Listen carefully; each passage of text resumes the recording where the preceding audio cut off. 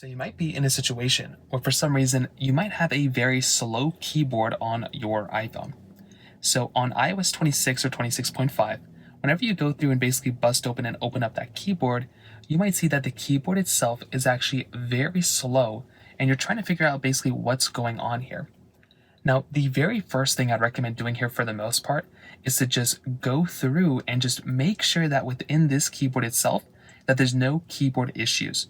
So as you're typing in, making sure there's not any sort of like dead pixels or any like touch display issues that you're having. If there's like dust and dirt on the display and you're typing onto it, sometimes it might trigger another keyboard or something like that. That's kind of one of the first things I'd recommend doing. Now, if you have a very old iPhone, like an iPhone 11 for the most part, there could be some issues here going on here as well. So sometimes what you can try doing is to try just restarting your phone. So go through, hold the volume up button and the side button, go through and just hold down these buttons and try powering off your iPhone.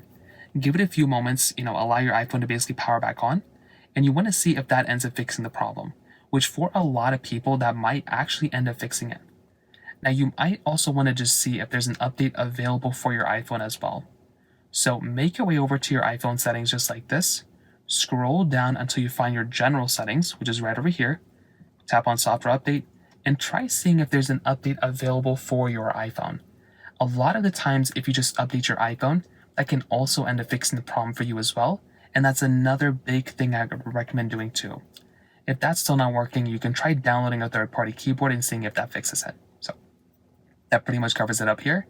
If you have any other thoughts or questions, please let me know in the comment section below.